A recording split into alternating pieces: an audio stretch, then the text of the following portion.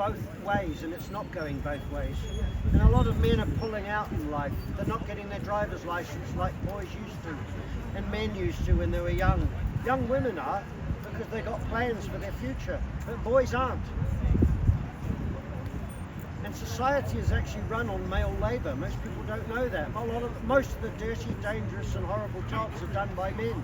Some of them are paid well because they're dangerous. A lot aren't.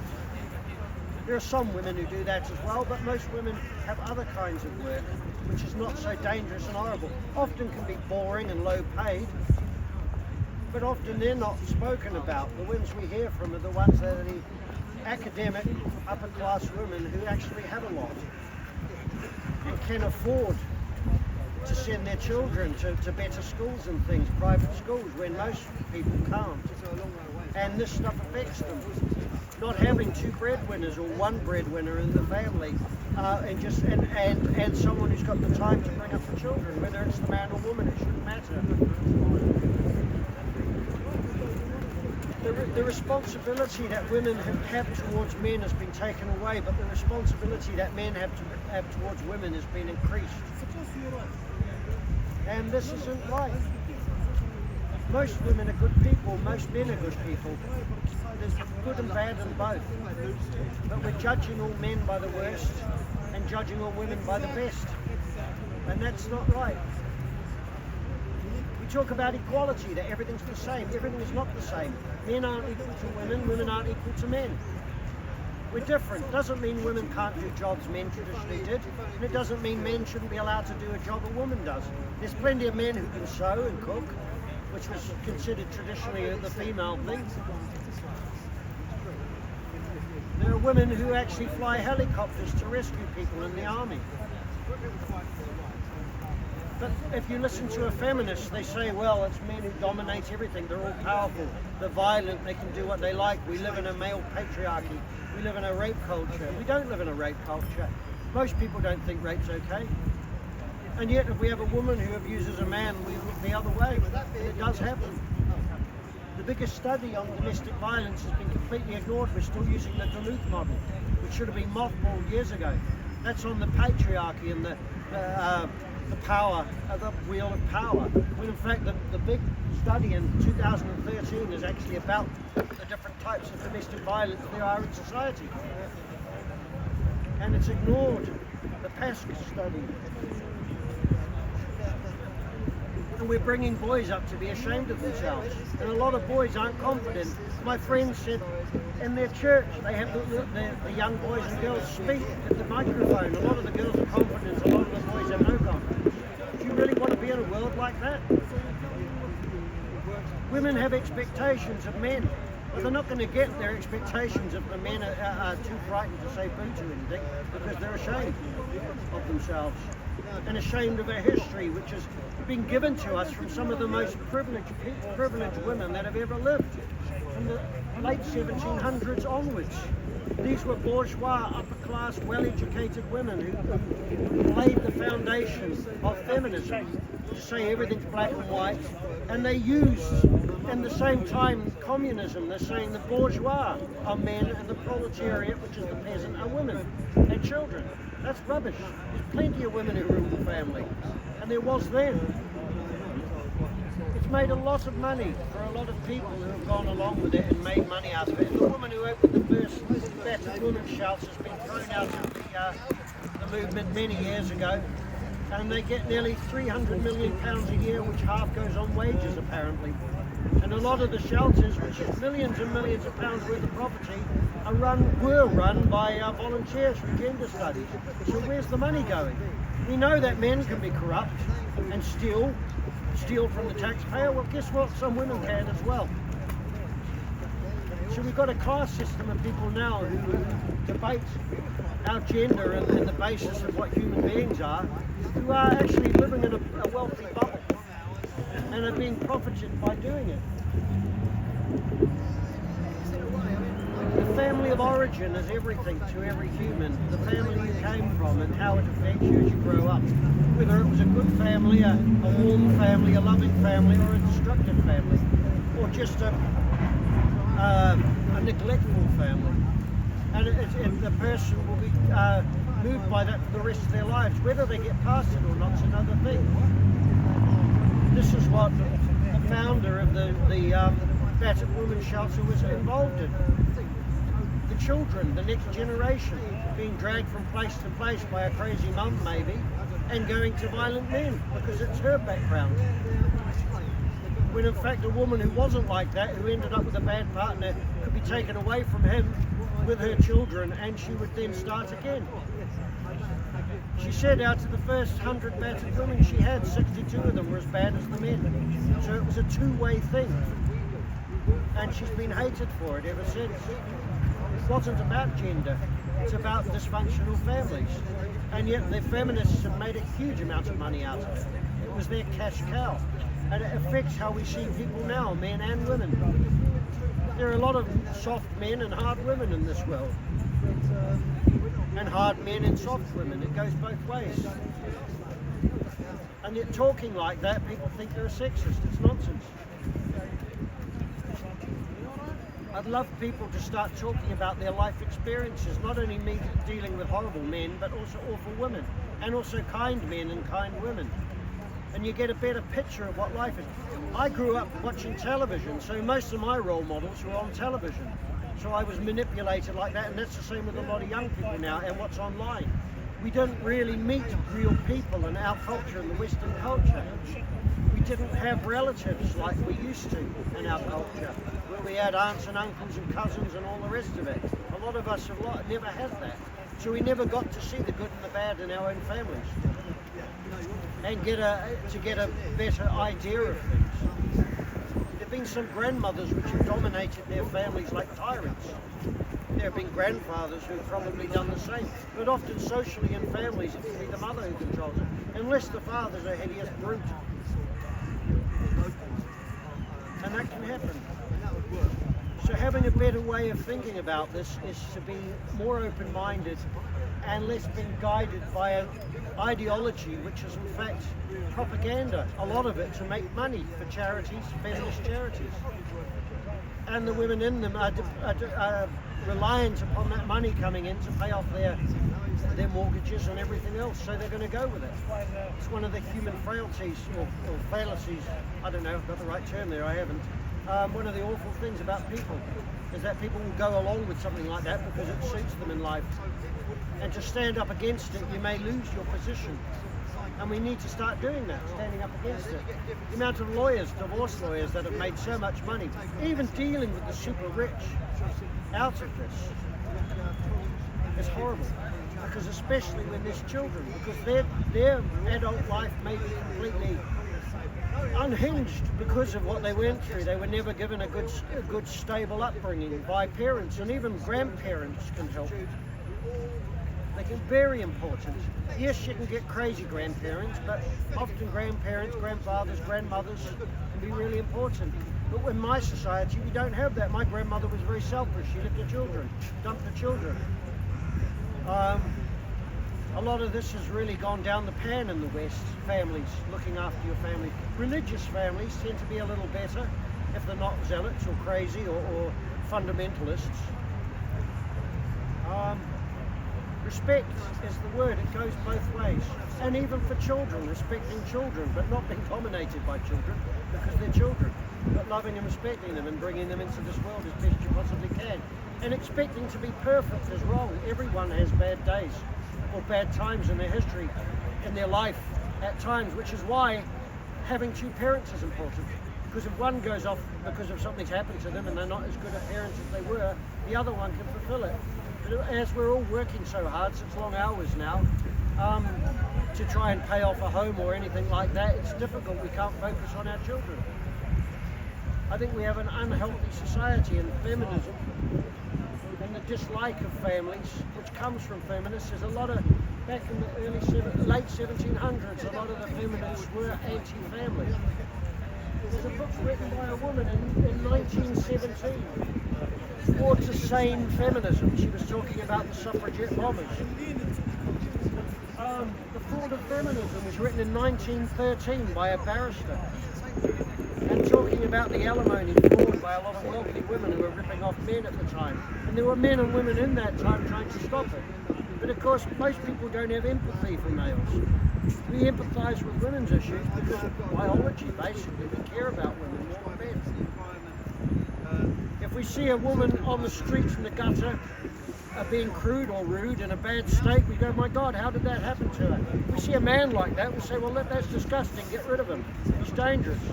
He might be, but so could the woman.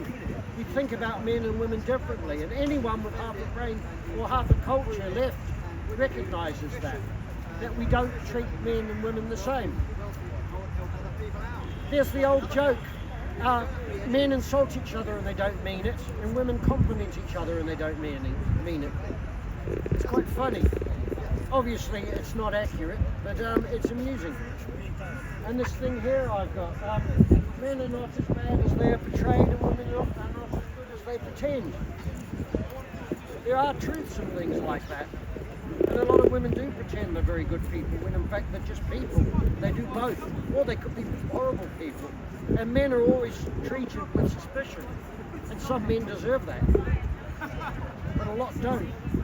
And when you're covered in guilt, being brought up in a society that demonises boys and masculinity, you're going to look guilty, whether you like it or not. And you're going to be shamed by people who shouldn't be shaming anyone because of their behaviour. What exactly is your message? I don't understand. I can see a lot of posters, but what is it that... I'm against the ideology of feminism and what it's done to our society. What do you mean by that? So, like, you're just against the idea of women empowerment completely, or are you against the fact that women are more superior than men? I'm against the idea that women are more superior than men, and that men and women should be treated with respect, and they should be able to have reasonable lives and what they want to do. What we're doing is we're demonising men and boys and saying that women are wonderful angels and can't really do wrong, and when a woman does do bad, it's assumed that she has no agency in what she's doing. And it's always assumed that men are the only ones who do wrong. In fact, that's not true. It goes both ways. And fathers are really important in the family, as well as mothers. Well, and there'll be individuals who are not valuable to anybody because all they do is harm. And we forget evil is a thing. People who behave in a horrific manner and harm people. You only need to watch some of the programs on serial killers to recognise that. Sociopaths and psychopaths, to realise that there's some very terrifying people in this world. And a lot of them goes back to their childhood. They'll often say a serial killer spent time with his grandmother or his auntie. You think, well, what happened there? Maybe it was what's the term? I can't remember the term. Maybe it was how he evolved in his personality due to a brain injury or something, a developmental disorder. But more likely it's to do with how he was treated in his childhood. That's not an excuse for someone to go out rampaging and harming others, but it is also, we tend to do that more with women. We tend to try and find out why, if a woman behaves appallingly, why? Well, we don't tend to do that as much with men. And we don't sympathise with men, and often we shouldn't, who behave like that, but we do with women. You have a huge amount of women who get suspended sentences for very violent crimes in this country. There have always been more men in prison than women. That should be obvious, with the way men tend to act out more than women, but it used to be a lot closer. There used to be a lot more women in prison. We have about 87,000 men in prison and about 3,500 women in prison. And we're always on about helping women in prison. And yet we don't talk about men, and most of those men in prison, a lot of them never had a father figure. And they have learning disabilities, they have addiction problems, and they grew up in all sorts of bad situations. It doesn't excuse them if they're dangerous, but it makes it more understandable. But we don't do that, we tend to sympathise with women. And a lot of women in prison are allowed out on the weekend to see their children. Wouldn't you just say though that feminism right now is being misunderstood and diluted? So it's being used against men rather than it's actually just women should be on the same level? No, because it has been from the start, from the late 1700s. A lot of the very rich, well-educated, bourgeois women, powerful women, were the basis of feminism. They were not normal people. Yeah, but what they're doing is they're trying to empower like other women. No, they're not. Because the suffragettes didn't want working class women to have the vote. They only wanted wealthy women to have the vote.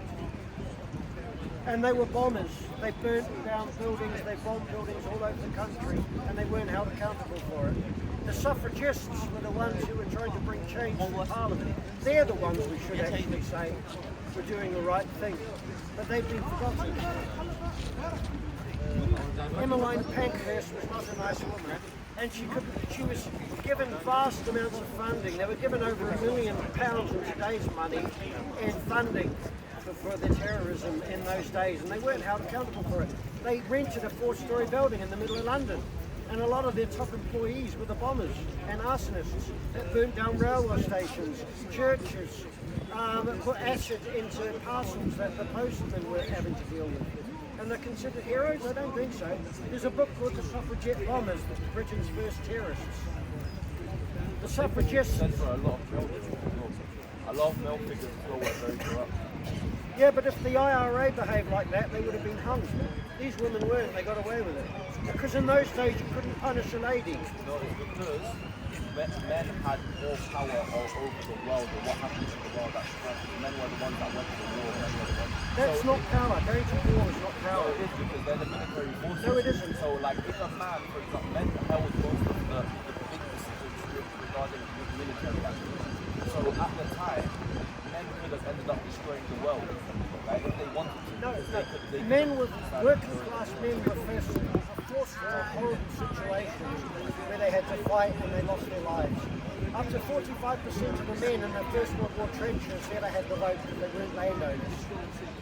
And the suffragettes were giving white feathers to men, calling them cowards if they weren't in uniform in the early 1900s.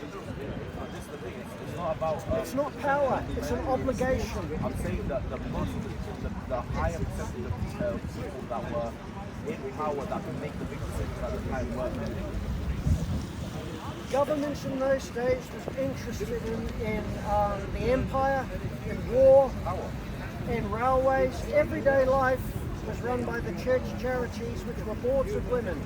Everyday life was run by women. Yeah, but commanded by men, because even in England... They weren't entirely commanded by men. No, because it was the king. The king used to run, like, in Britain, for example, the king that used to govern these churches. So he would decide... Not in everyday decisions. Women had a lot of protection in those days, which men didn't.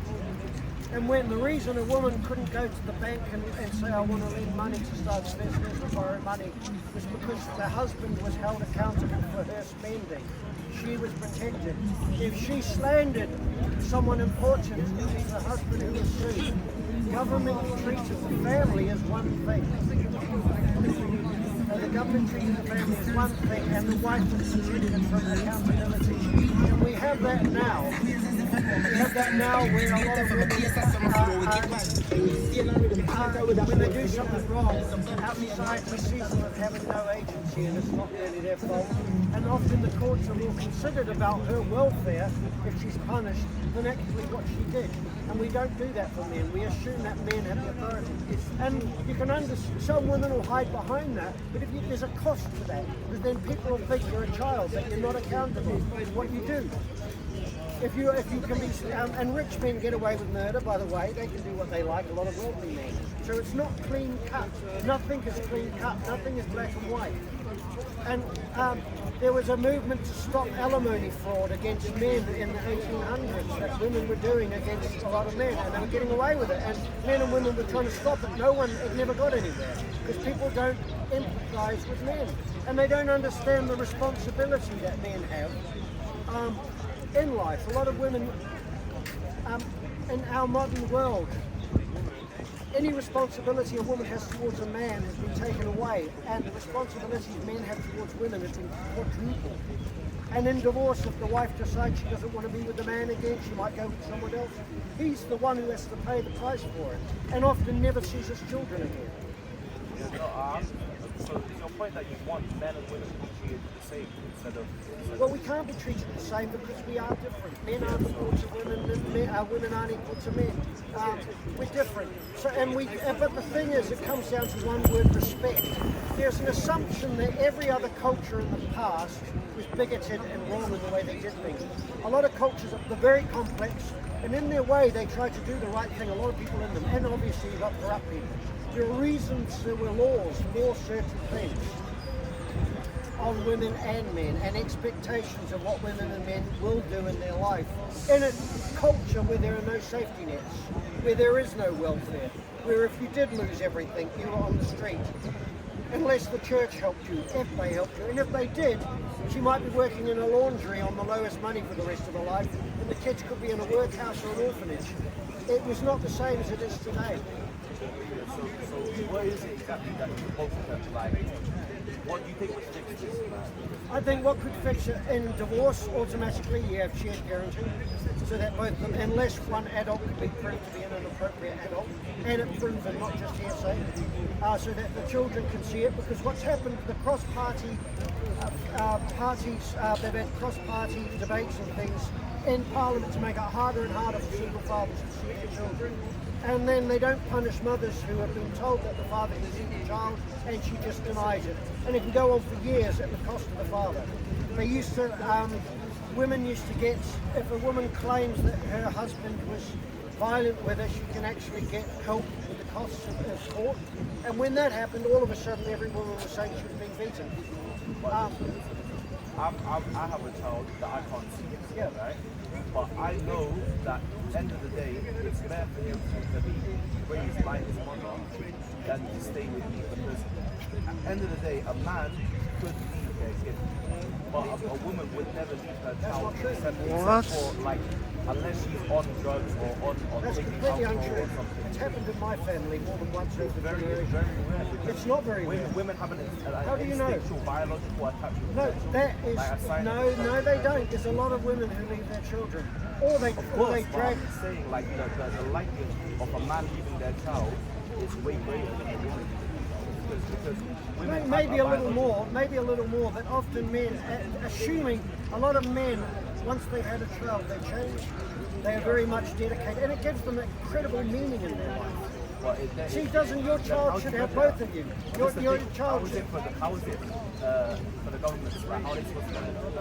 Because you can't measure, they can't be in every single person's life day to day. You know, like, this person cares more about the kid, takes care of this Yeah, but person. they've done that anyway. They've said that the mother is actually the best parent. They say the best interest of the child. They do based on just overall biological science. No, they're based on what overall they call. experiences. No, They say more likely than not the mother takes more responsibility for the kid than a father would.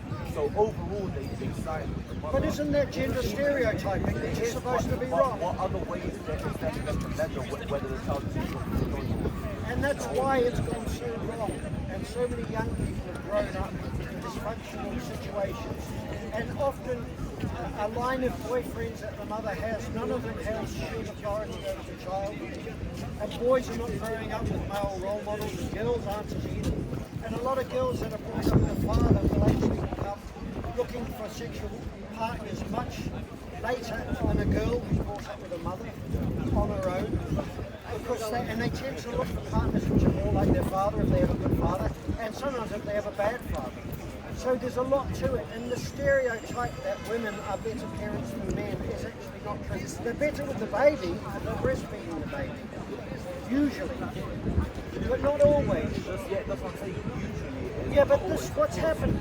Feminists have demanded things that can profit them, but when it doesn't profit them, they don't say it. how does the government measure that? How does can the government measure say, anything? This person cares, this person will be better caring of their son or their child or their daughter, so you should give it to them. What they do is take what usually is better. No, they're influenced by pressure groups, and women are actually brilliant at creating pressure groups, and men are not. Men don't actually stand up for themselves very well.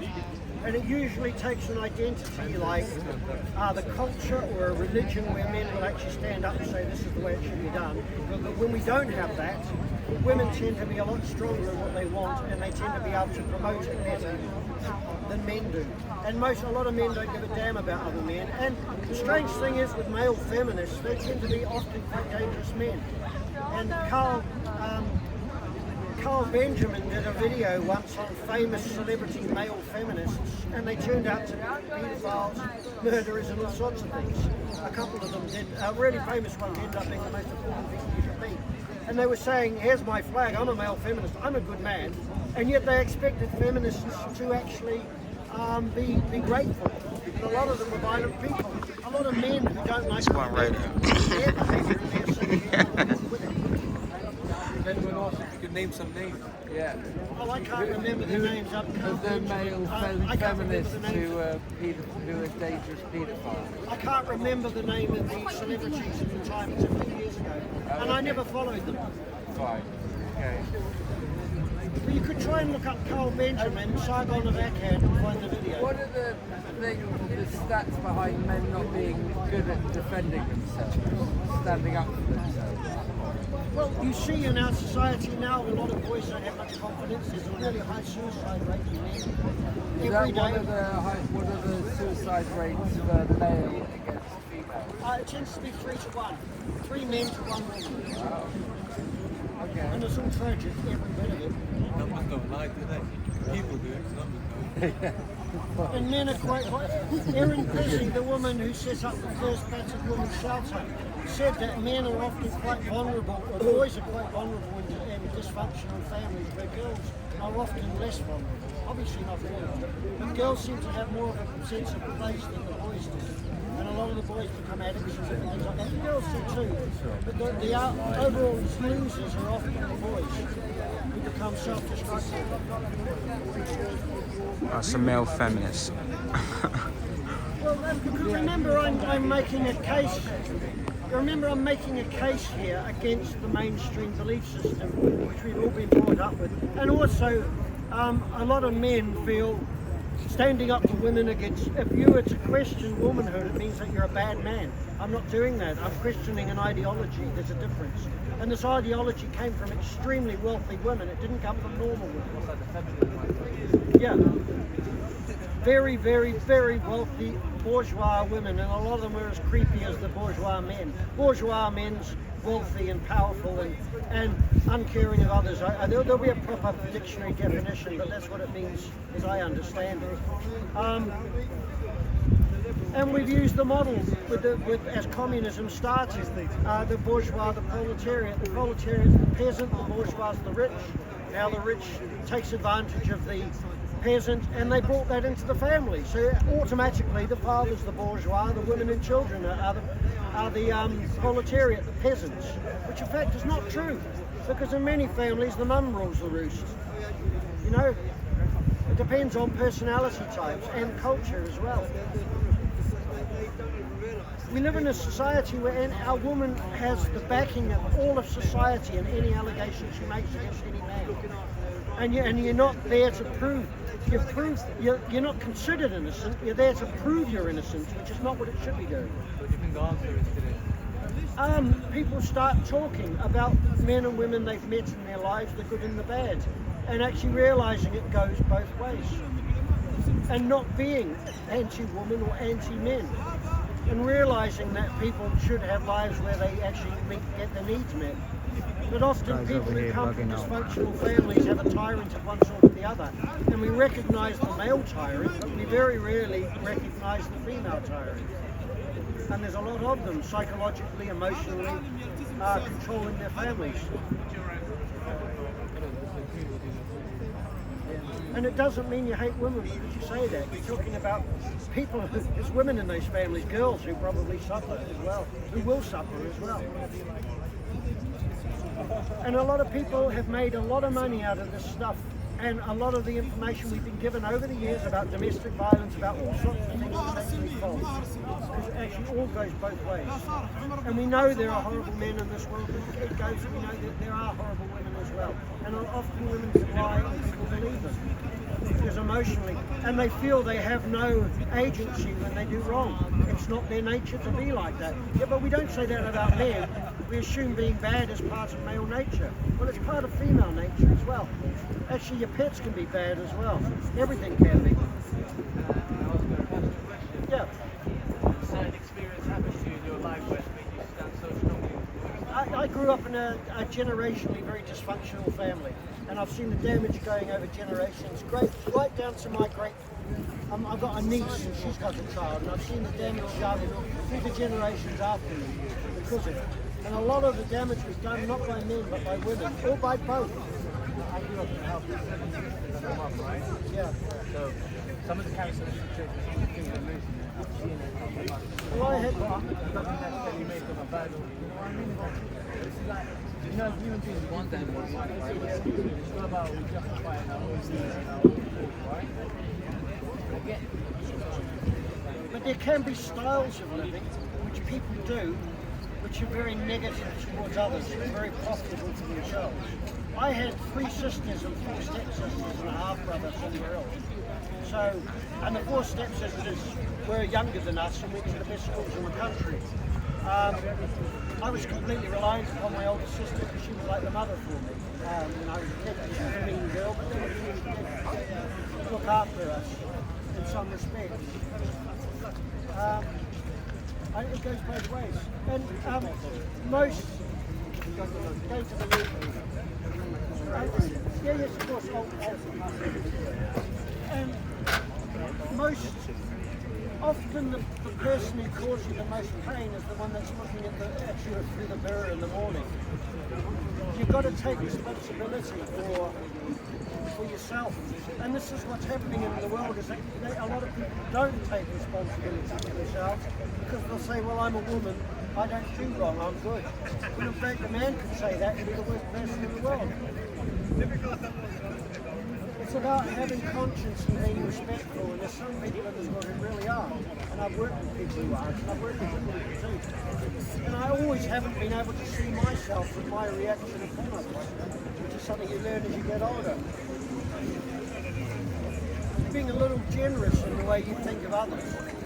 But there are people who are beyond redemption, and some of them are women as well. What's this guy here?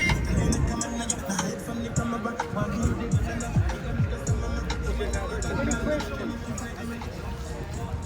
No, man, it's not serious. Thank you. It's nice talking to you as well.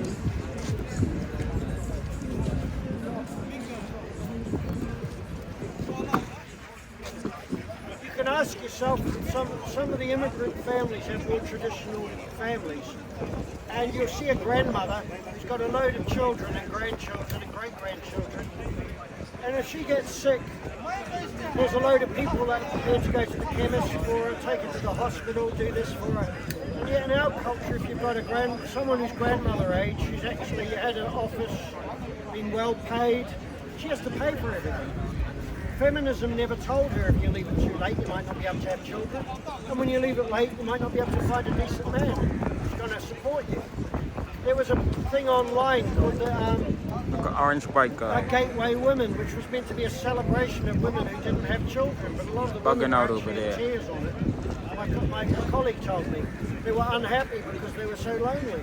Feminism never told them, well, there's a point in your life where you're not going to be able to have children anymore. And that's the balance, that's the thing that faces women, whether you become a professional person or have a family. And if you're well off, you might be able to.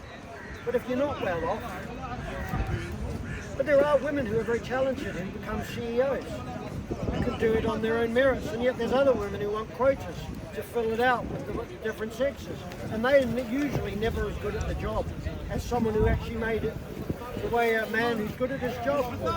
And remember, there's a lot of wealthy men who were given the position because of the family they came from, and they're probably rubbish as well.